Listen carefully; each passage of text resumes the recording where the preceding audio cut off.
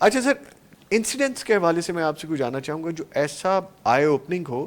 میں بھی آپ کو پرسوں رات کی ایک بات بتاتا ہوں. نیبرس میں کیا ہوا، دا لیڈی ڈاکٹر بیسکلی اور the guys he is engineer, پڑھے لکھے دونوں میاں بیوی، لو میرج انہوں نے کی اور 2-3 بچے ان کے گھروں میں، اور دونوں اپنی اپنی پروفیشنل جاب کر رہے ہیں. آپ یقین کیجئے رات کے ایک ایسے پہر میں جو ہم سحری سے قریب پہنچ رہے ہوتے ہیں، ان کے گھر پولیس آ گئی.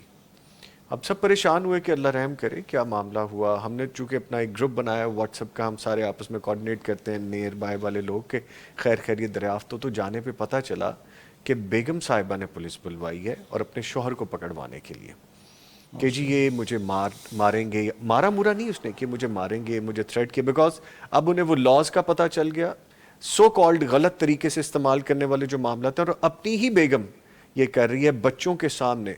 تو سر یہ لو میرج میں بھی حالات ہو رہے ہیں، آپ مجھ سے بہتر جانتے ہیں اس کے بارے میں.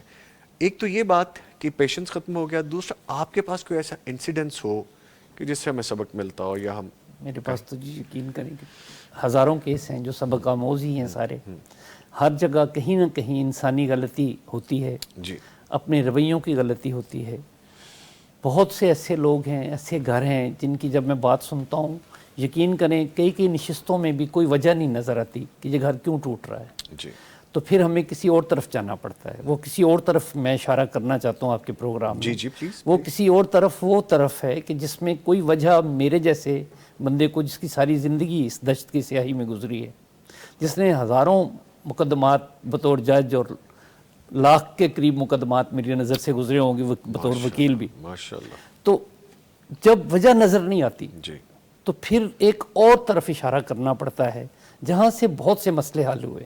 جی وہ اشارہ ہے میرا سب لوگوں کے لیے، سب دوستوں کے لیے، بیٹیوں کے لیے، بیٹوں کے لیے، کہ مجھے بعض اوقات لگتا ہے کہ اس گھر میں جو بچوں کے لیے دعا کا سورس ہوتا ہے والدین دونوں کے، ان میں سے کسی کی آہو بقا میں کمی آ جاتی ہے، اللہ اکبر. کہیں بدتمیزی کر جاتے ہیں، اوہو اوہو اللہ اس سے محروم رہ جاتے. محروم رہ پھر بچوں کو بٹھا کے پوچھتے ہیں، پیار سے پوچھتے ہیں، طریقے سے جرا کرتا ہوں میں.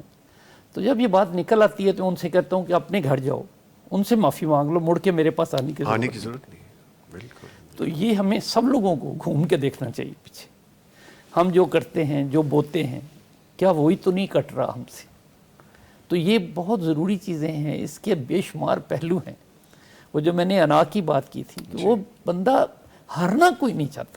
ہارنا نہیں، بالکل. میں عدالت میں بیٹھتا تھا، میں کہتا تھا میرے بچیوں آپ کا کیس ہے ہی نہیں، آپ غلط کر رہے ہیں. بعض وکلاء کو کہنا پڑتا تھا کہ آپ نے اپنی پروفیشنل ذمہ داری پوری کر دی، کوئی لڑائی جھگڑا نہیں ہے، بس کوئی اس ہارنا میں نہیں چاہ قانونی رہا. بات ہے، آپ کے حق میں نہیں ہو سکتا فیصلہ. کوئی ہارنا نہیں چاہتا، ہر بندہ جیتنا چاہتا ہے. جب ہم سارے جیتنا ہی چاہیں گے تو جو پہلے راشد صاحب نے بات فرمائی تھی کہ ٹریفک دیکھ کے بھی ہم لوگ گھبرا جاتے ہیں.